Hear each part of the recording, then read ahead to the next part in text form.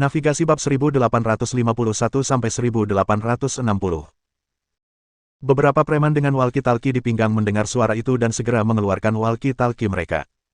Namun, Fuma Jianwu lebih cepat dari mereka. Dia dengan santai mengambil tempat pena di meja di sampingnya dan melemparkannya. Pena-pena itu bagaikan bunga yang ditebarkan Dewi, tepat mengenai mata para penjahat. Saya tidak bisa melihat apapun. Teriakan pun segera terdengar. Para preman yang sudah meraih walkie-talkie berhenti menggunakannya untuk mengingatkan zombie dog. Mereka malah mengulurkan tangan gemetar ke mata yang tertancap pulpen. Adapun para penjahat yang tersisa, mereka semua terintimidasi oleh keganasan Fuma Jianwu dan tidak berani bertindak gegabah. Bodoh! Huang Sucai yang melihat hal itu langsung marah. Sampai di titik ini, apakah kau masih berpikir naif bahwa berhenti akan memberimu kesempatan untuk hidup? Kamu seharusnya memperkosa mereka dan memperlakukan mereka seperti ternak. Situasinya sekarang hidup dan mati. Hanya dengan membunuh mereka kita punya kesempatan untuk bertahan hidup. Dia meraung. Namun, para preman itu ketakutan setengah mati. Meskipun mereka tahu apa yang dikatakannya benar, tak seorang pun berani bertindak. Bibir Fuma Jianwu melengkung membentuk senyum meremehkan saat melihat ini. Ia segera mengaktifkan skill panennya. Satu tebasan, satu pembunuhan. Baru setelah penjahat terakhir terbunuh, dan hanya menyisakan Tatu Ams dengan kaki patah, dia berjalan ke Huang Sucai. Dia menendangnya, yang gemetar ketakutan, ke arah Tatu Ams. Kau mau hidup atau mati? Huang Sucai tahu bahwa tidak ada peluang baginya untuk mendapat keberuntungan. Meskipun ia tidak tahu apa yang Fuma Jianwu inginkan, ia tetap menganggukkan kepalanya seperti ayam mematuk nasi. Aku ingin hidup. Kau ingin hidup. Sederhana saja. Fuma Jianwu menendang pisau dari genangan darah ke arah kakinya. Ambil pisau ini dan potong kaki Tatu Ams yang masih utuh. Huang Sucai tercengang.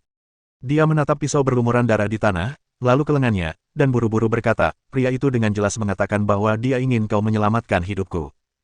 Tuanku berkata bahwa aku akan mengampuni nyawamu untuk sementara waktu. Ekspresi Fuma Jianwu tampak tenang. Jika kamu hanya ingin hidup untuk saat ini, tidak masalah jika kamu tidak mendengarkanku. Huang Sucai menggigil saat mendengar ini. Itu benar. Apa yang dikatakan Ye Feng tadi tampaknya benar, dia akan mengampuni nyawanya untuk saat ini. Akan tetapi, dia tidak mengatakan bahwa dia harus membuatnya tetap hidup. Dengan kebiadaban orang itu, jika dia tidak berbuat apa-apa sekarang, bukan saja dia akan mati nanti, tetapi kemungkinan besar dia akan mati dengan menyedihkan. Setelah mempertimbangkan untung ruginya, dia akhirnya mengambil pisau yang berlumuran darah itu. Kakak. Namun, Tatu Ams merasa ketakutan. Keringat dingin mengucur di dahinya. Aku sudah menjadi saudaramu selama bertahun-tahun. Jangan bilang kau akan mendengarkan wanita ini dan bersikap kejam pada saudaramu hanya karena omong kosongnya. Huang Sucai sama sekali tidak peduli dengan ratapan Tatu Ams. Setelah kilatan ganas melintas di matanya, ia tiba-tiba mengangkat pisaunya dan menebas kaki Tatu Ams yang sedang berlutut. Kakak. Pria bertato itu buru-buru mendorong Huang Sucai sambil menghindar ke samping. Dentang. Huang Sucai terhuyung karena dorongan itu. Dengan Tatu Ams yang menghindar tepat waktu, pisau itu meleset dari sasaran dan mendarat di tanah, membuat lubang besar di lantai kayu. Kau benar-benar akan membunuhku. Melihat ini, Tatu Ams tersentak kesakitan. Di saat yang sama, secercah permusuhan muncul di matanya. Aku saudaramu sialan. Untuk menghindari serangan tadi, ia berusaha sekuat tenaga untuk bergerak, tetapi kakinya yang patah terluka. Rasa sakitnya begitu hebat hingga ia hampir pingsan. Huang Sucai sama sekali tidak peduli dengan reaksinya. Ia menghunus pisaunya dan mengambil posisi. Ia ingin memotong kaki lengan bertato lagi. Melihat hal itu, Tatu Ams hanya bisa berlutut di tanah dan menghindar lagi. Setelah beberapa kali, meskipun Huang Sucai yang tidak memiliki kekuatan sama sekali tidak dapat memotong kaki Tatu Ams, ia masih menyebabkan sejumlah luka di tubuhnya. Bahkan luka di kakinya yang patah semakin parah. Gumpalan darahnya hampir membengkak hingga ke lutut. Akan tetapi, pada saat ini, Huang Sucai tidak berniat membiarkan masalah itu begitu saja. Fuma Jianwu juga menambahkan, bodoh, kamu bahkan tidak bisa mengenai kakinya. Apa kamu tidak tahu kalau kamu harus memotongnya dulu? Jika dia tidak bisa bergerak, bukankah mudah untuk memotong kakinya? Tatu Ams akhirnya menyadari bahwa menghindar secara pasif bukanlah ide yang bagus. Ia mengambil pisau dari tanah dan menebas Huang Sucai. Bab 1852. Kau tak berperasaan awalnya. Di sisi lain, ketika Huang Sucai dan Tatu Ams saling membunuh di kantor kepala sekolah, telinga Ye Feng berkedut di pintu masuk tangga. Setelah menunggu beberapa saat, dia akhirnya melihat zombie dog dan kelompoknya. Dilihat dari arah langkah kaki, orang-orang ini seharusnya bergegas dari sisi kiri lantai pertama. Ye Feng mendengar langkah kaki tergesa-gesa dan memperkirakan secara kasar hanya ada 15 hingga 16 orang dalam kelompok ini.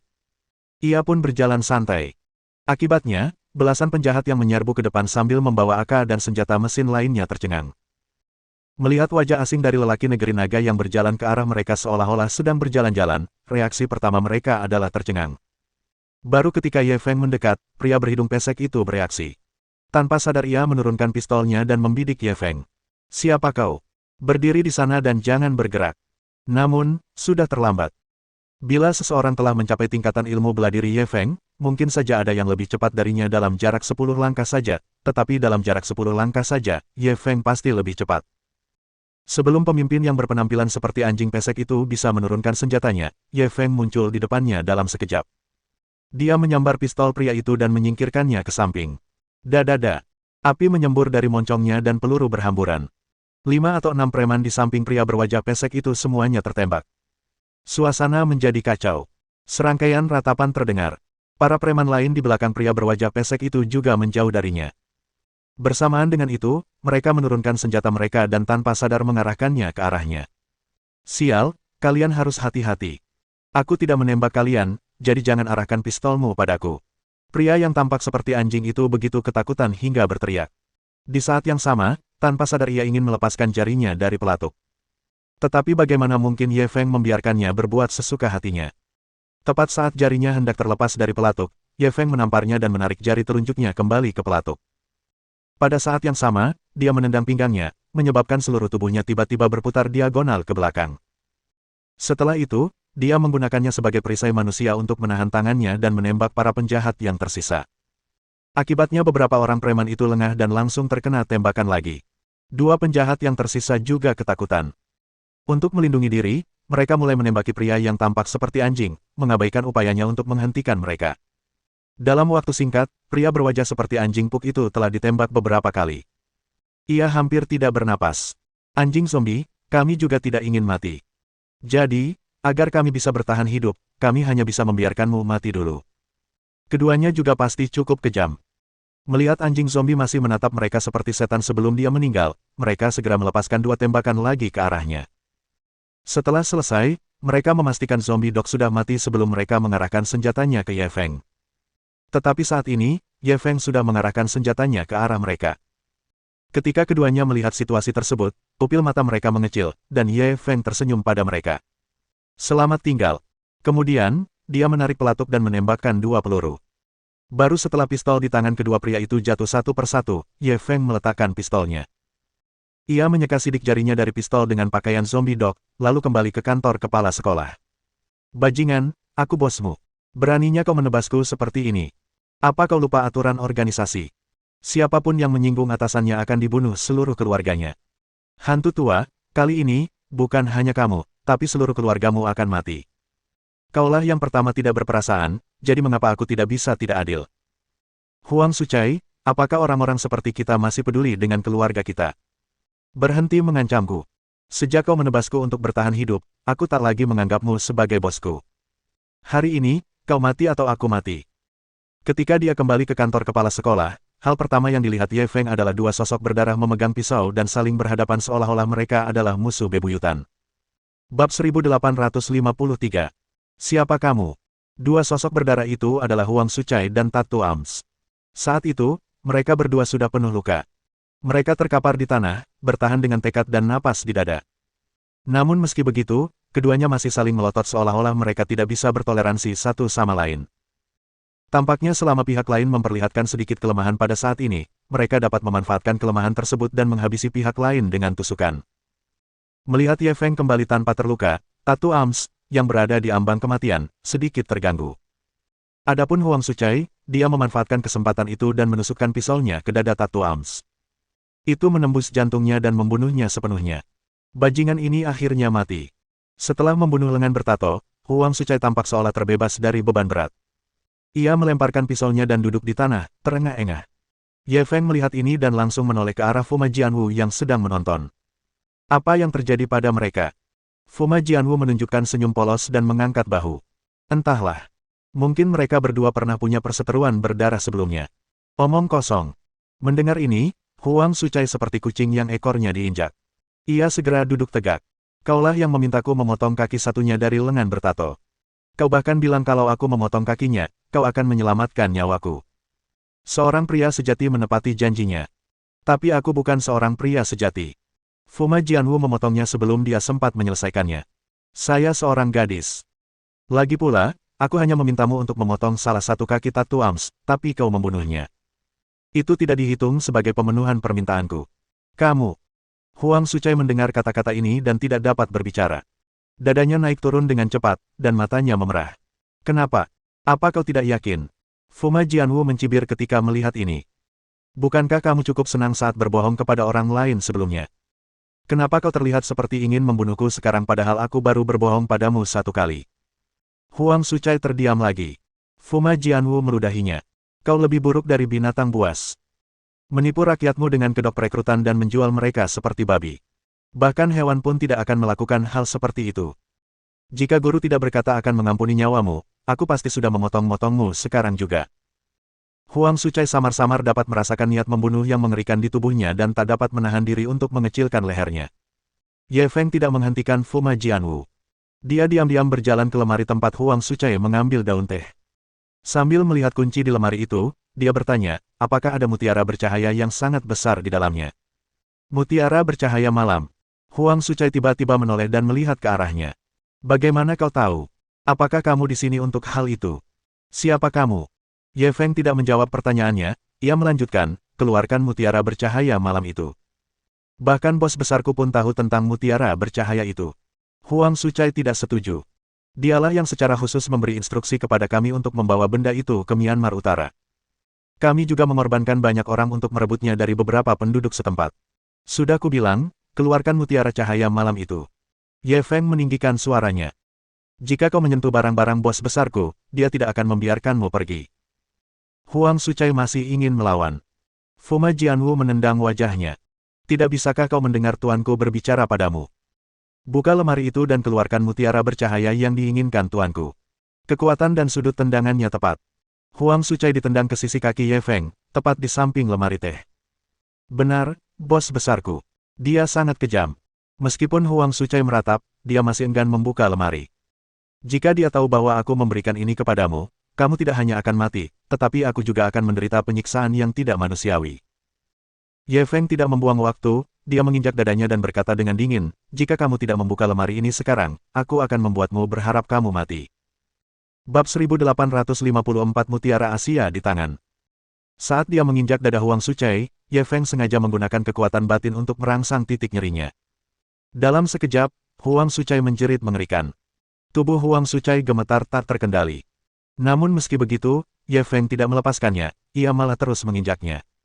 Tak lama kemudian, dahi Huang Sucai dipenuhi keringat dingin. Suaranya bergetar. Aku akan membukanya. Ye Feng juga melepaskan kakinya saat ini, membiarkan Huang Sucai naik ke lemari. Daun teh itu diletakkan di lemari biasa di kantor, kunci di luarnya biasa saja. Jangankan Ye Feng, yang telah mempelajari beberapa trik dari Raja Pencuri, siapapun yang tahu sedikit tentang membobol kunci pun bisa dengan mudah membukanya. Namun, setelah membuka kunci ini, ada brankas kecil di dalamnya. Brankasnya agak rumit. Tidak hanya ada kunci kata sandi di permukaan, tetapi ada juga kunci sidik jari di bagian dalam. Ketika kedua kunci dibuka, sebuah kotak brokat yang indah terungkap. Meskipun Ye Feng belum memegang kotak brokat, dia dapat memastikan bahwa itu adalah target dengan navigasinya. Mutiara Asia. Adapun Huang Sucai, saat dia mengeluarkan kotak brokat, dia ragu-ragu sejenak. Aku sungguh tidak bercanda. Bos besar di belakangku sangat tertarik dengan hal ini. Sekalipun dia tidak tahu persis apa yang terjadi di sini, asal dia tahu benda ini telah diambil, dia akan gila-gilaan mencari petunjuk. Dengan kemampuannya, kemungkinan besar dia akan dapat menemukan kalian semua dalam waktu dekat. Ye Feng tidak menunggu dia selesai berbicara, dia menyambar kotak brokat itu. Kemudian, ia menekan beberapa titik akupuntur Huang Sucai. Huang Sucai dapat merasakan bahwa setelah tindakan Ye Feng, aliran darah di tubuhnya tiba-tiba meningkat. Luka yang disebabkan oleh tato lengan itu berdarah bagai air yang mengalir deras, dan darah mengucur deras. Ekspresinya berubah panik, ia menatap Ye Feng dengan ketakutan. Kau, apa yang kau lakukan padaku? Aku mengambil mutiara itu dan memberikannya kepadamu. Mengapa saya merasa aliran darah saya tiba-tiba meningkat pesat? Pada saat yang sama, dia ketakutan dan ingin mencari di kotak pertolongan pertama untuk menghentikan pendarahan. Tapi bagaimana Ye Feng bisa memberinya kesempatan seperti itu? Tepat saat Huang Sucai hendak membolak-balik kotak P3K, Ye Feng menendang pantatnya. Setelah membuatnya jatuh tersungkur ke tanah, Ye Feng mengikutinya dari belakang. Setiap kali ia bangkit, Ye Feng akan menendangnya lagi. Baru ketika Huang Sucai kehilangan terlalu banyak darah, mulai kehilangan seluruh kekuatannya, dan tak mampu lagi berdiri dan melawan, Ye Feng tersenyum dingin. Setelah melakukan begitu banyak dosa, apa kau pikir kau masih punya jalan keluar? Kau hanya bisa menyaksikan darahmu mengalir keluar dan kekuatan hidupmu menghilang sedikit demi sedikit. Bahkan jika itu hanya untuk membiarkanmu merasakan keputusasaan orang-orang tak berdosa yang kau bunuh sebelum mereka mati. Tidak, jangan. Huang Sucai tidak ingin mengalami keputusasaan itu secara langsung, jadi dia segera memohon.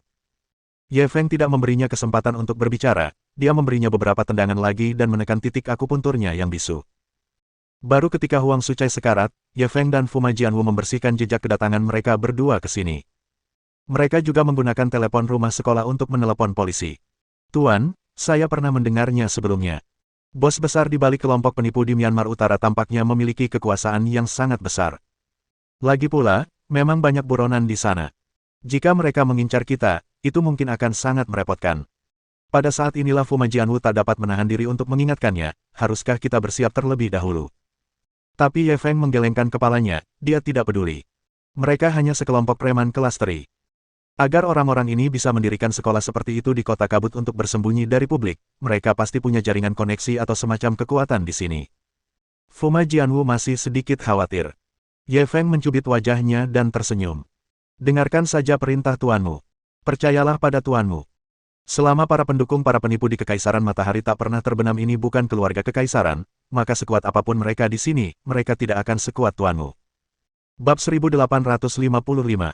Berapa banyak uang untuk perampokan bank? Guru memang sangat besar. Fu Majianwu sepertinya teringat sesuatu, dan wajahnya tiba-tiba memerah. Petik 2 tanda tanya tanda tanya tanda tanya tanda tanya tanda tanya petik 2. Beberapa tanda tanya muncul di atas kepala Ye Feng.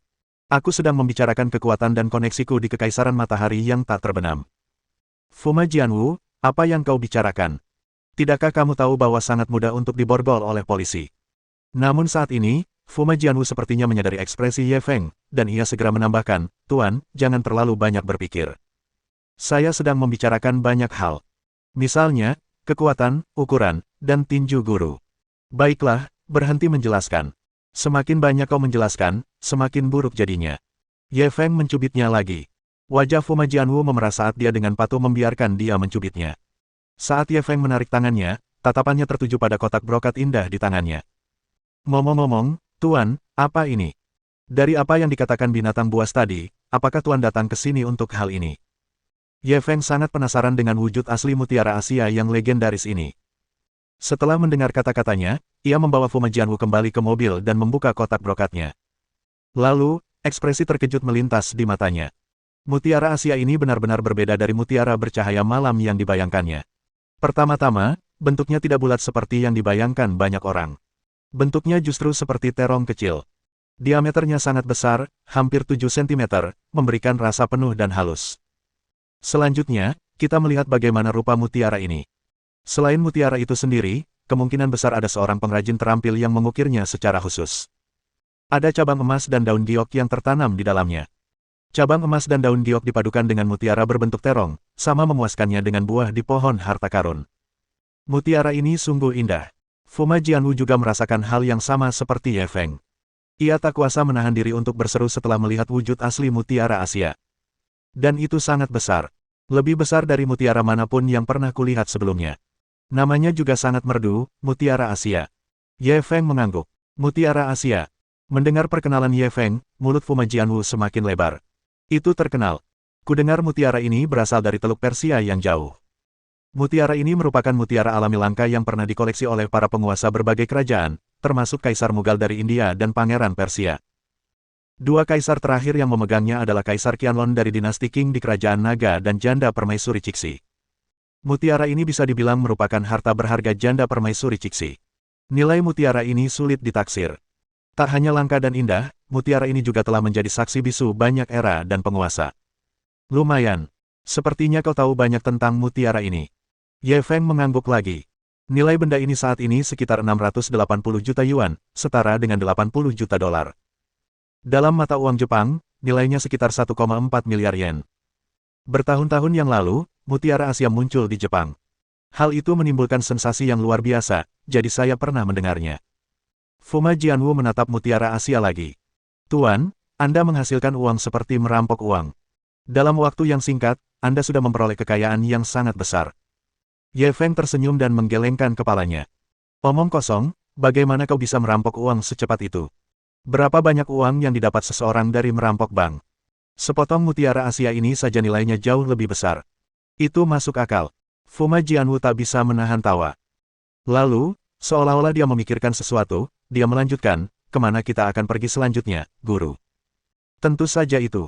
Ye Feng juga punya pikiran, dia membuka koordinat waktu nyata dari 3 harta karun itu. Seketika, peta 3D seluruh kota kabut muncul di benaknya. Pada peta perspektif 3D ini, 3 titik tampak seperti bintang yang menyilaukan. Mutiara Asia telah bertepatan dengan koordinatnya dan berada di tangannya. Sisanya adalah 12 layar lanskap milik Kibaisi dan arloji halusinasi berlian graf yang langka. Pada saat ini, peta menunjukkan bahwa 12 layar lanskap Kibaisi lebih dekat dengan mereka. Ye Feng segera menyalakan GPS di ponselnya dan menemukan sebuah tempat di peta. Ayo ke sini. Baiklah. Fuma Jianwu tidak banyak bertanya. Setelah melihat GPS di ponselnya, ia menyalakan mobil dengan patuh dan mulai mengemudikan Ye Feng. Bab 1856. Jangan memetik bunga halus orang lain.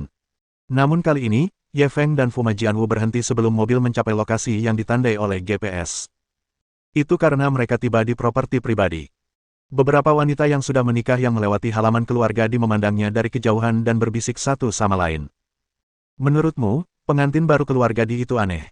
Tatapannya begitu datar, dan dia terlihat sangat bodoh. Mungkinkah karena demam tinggi yang membuatnya jadi idiot? Tahukah kau, istri baru di Yelei ini tidak seperti orang biasa. Kudengar dia ada urusan dengan pengusaha Zhang dari kota. Ngomong-ngomong, dia gagal lolos dari pernikahan dan melompat ke sungai pada malam pernikahannya. Dia berakhir seperti ini karena pilek yang dideritanya saat demam tinggi. Kalau kau tanya aku, apa gunanya mempertahankan menantu perempuan yang tak tahu malu seperti itu? Lebih baik ikat saja dia dan jual dia ke rumah bordil untuk menghemat biaya pengobatan. Di Yelei sebenarnya cukup baik.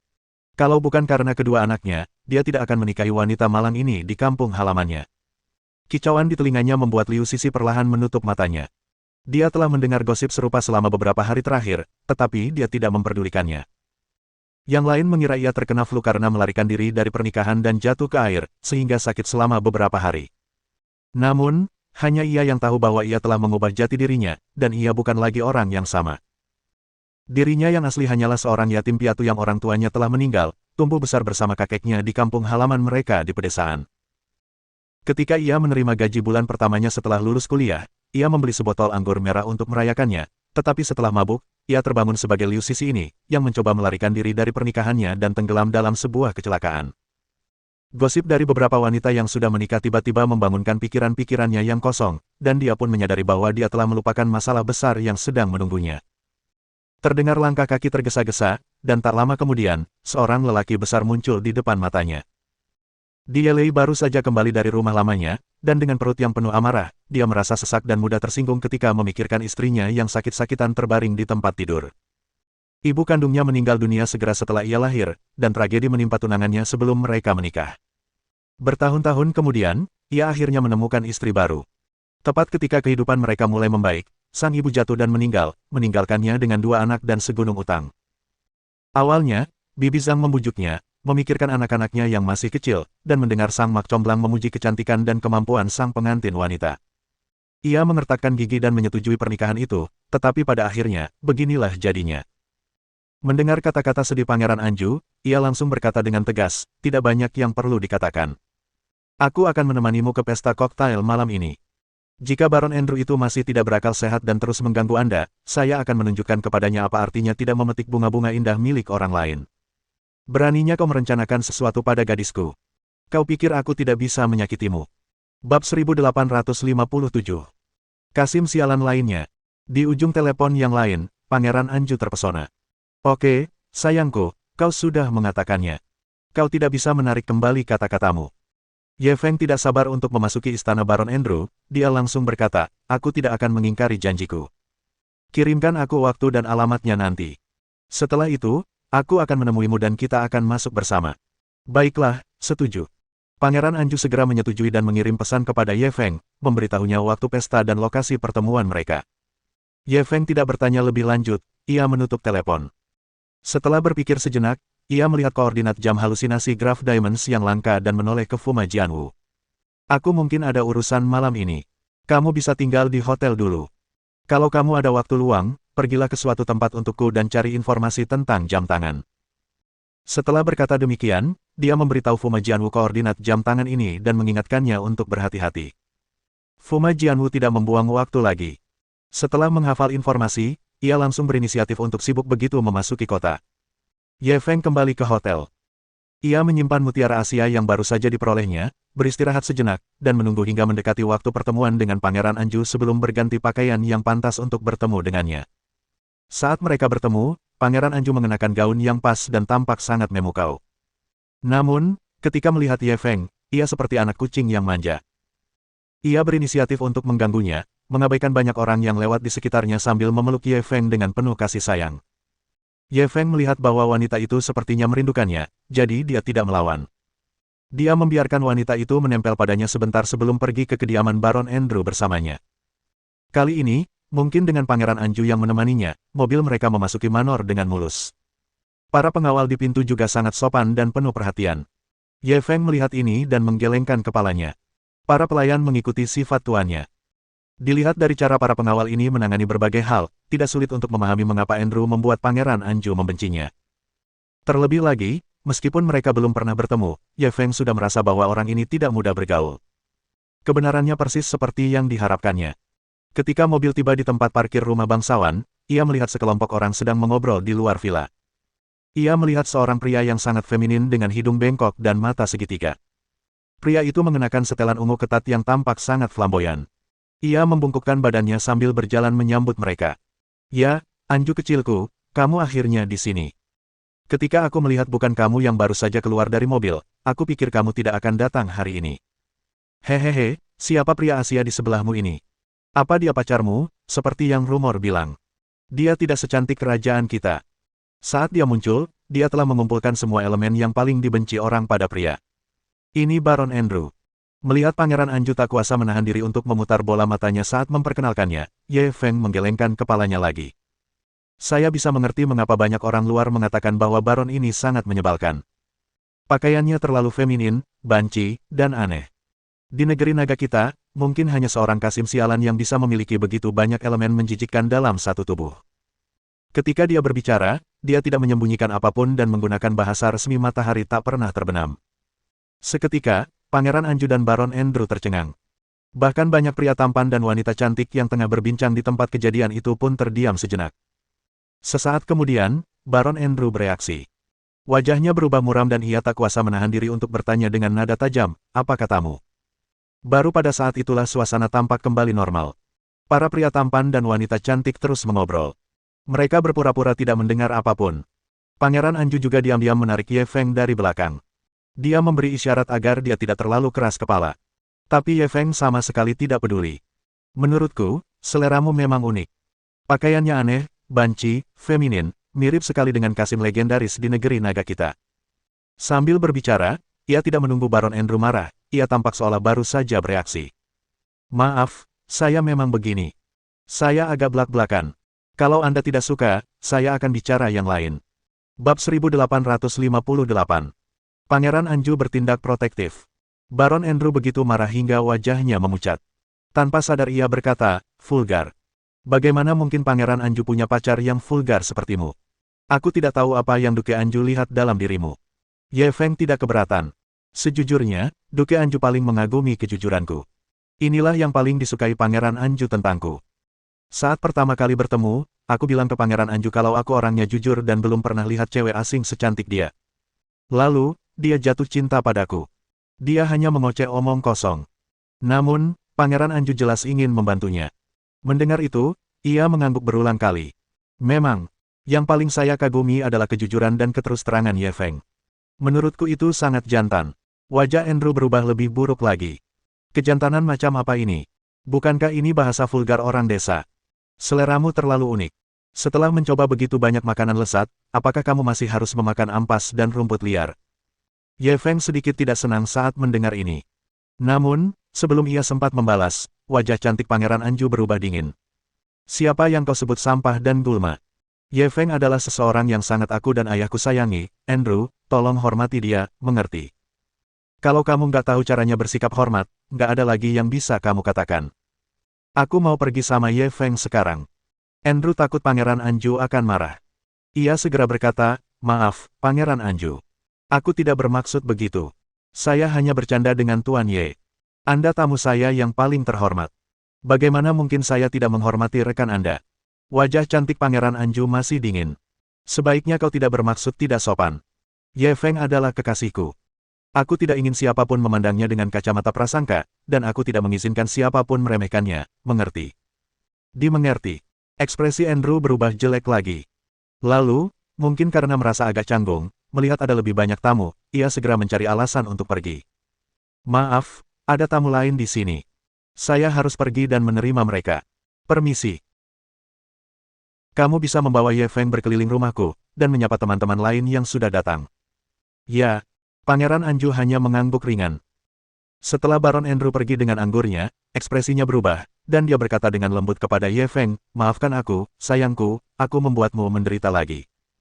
Ye Feng cukup tersentuh karena dia mau melawan Baron Andrew demi dirinya, dan dia segera mencium keningnya. Kenapa kau bicara begitu?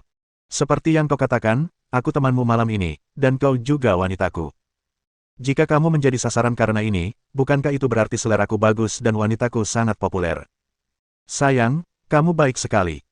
Ketika Pangeran Anju mendengar ini, ekspresinya langsung berubah lembut dan tersentuh.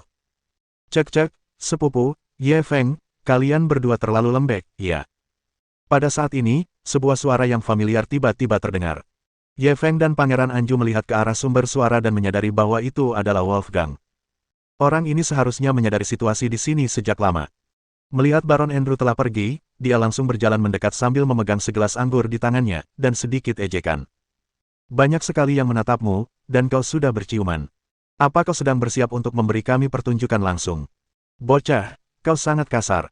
Pangeran Anju segera memarahinya sambil tersenyum. Namun, saat dia melihat ternyata memang ada cukup banyak orang yang menatapnya dari jarak tak jauh, dan mereka semua adalah para elit terkenal dari Fox City, wajahnya masih sedikit memerah. Dia tidak terus bersikap lembek terhadap Ye Feng. Pada saat yang sama, ia menatap Ye Feng. Sayang, biarkan Wolfgang mengajakmu berkeliling. Aku akan menyapa teman-temanku. Setelah mengatakan itu, dia menunggu Ye Feng mengangguk, lalu dia mengambil segelas anggur dari pelayan dan berjalan menuju kerumunan. Bab 1859. Bertemu kenalan lama.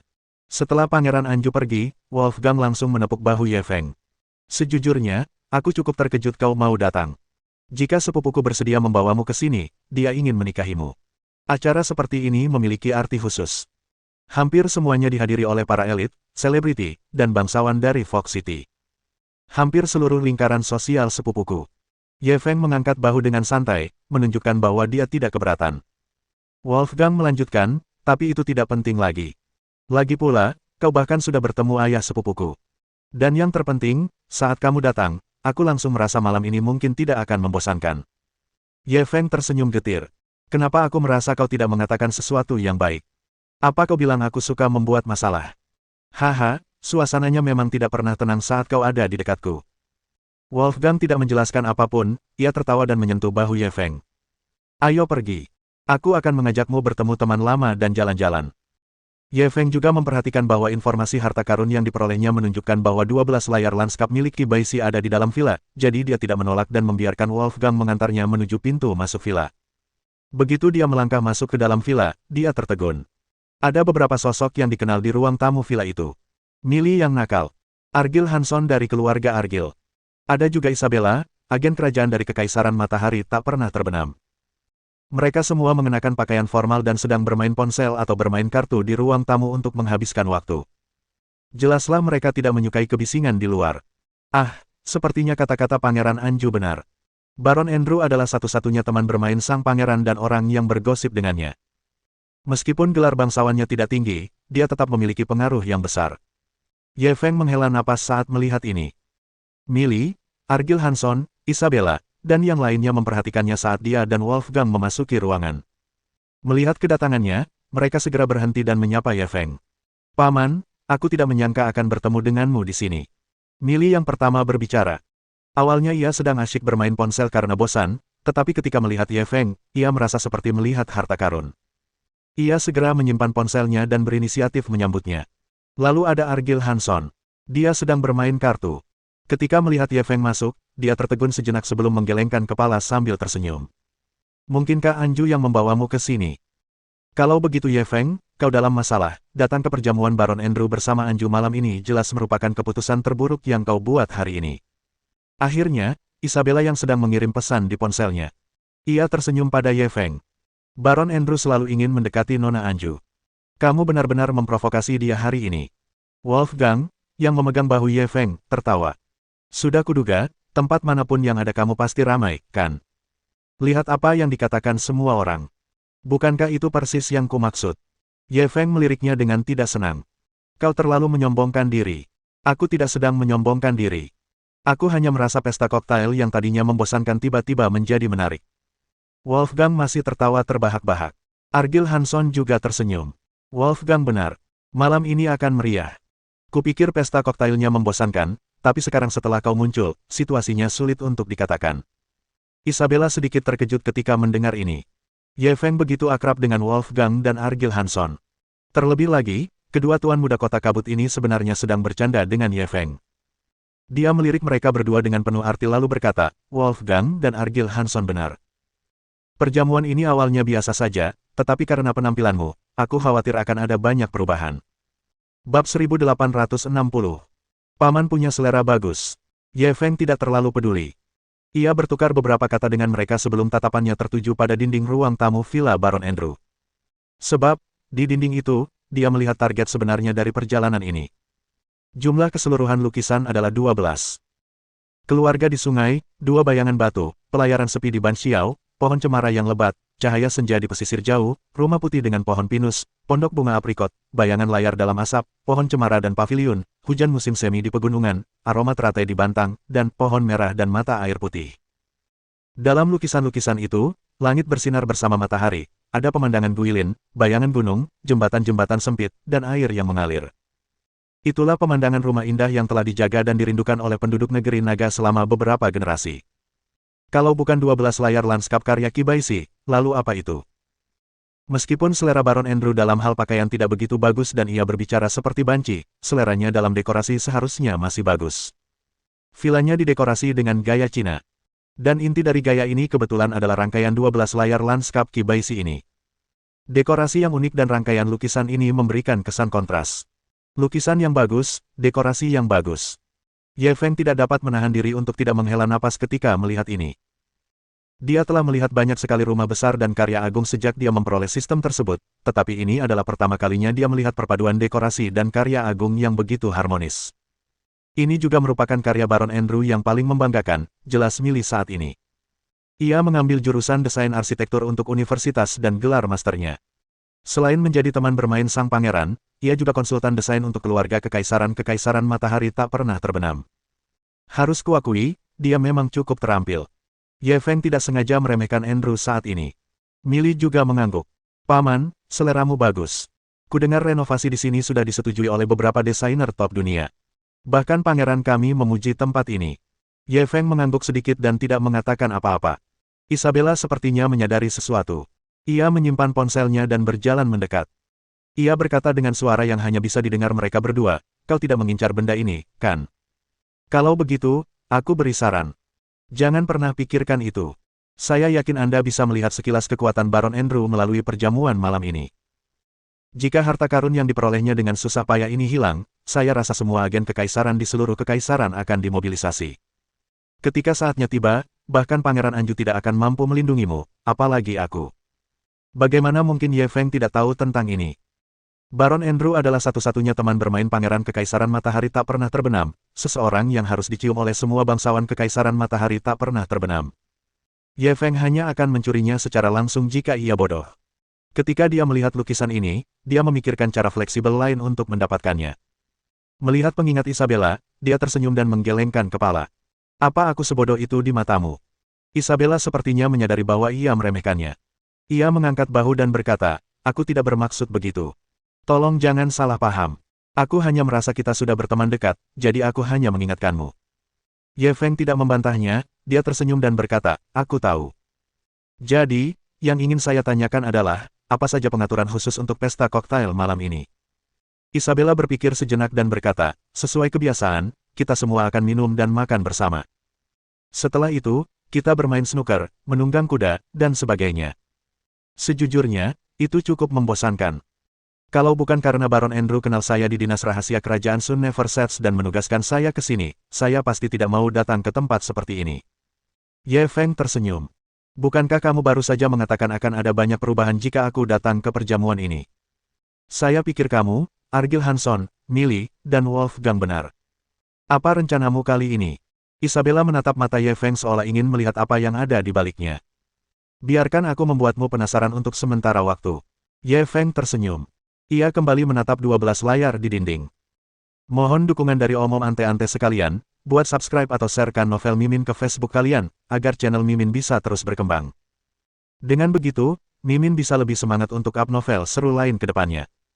Buat teman-teman yang sudah subscribe dan sharekan novel Mimin, Mimin ucapkan terima kasih sebanyak-banyaknya.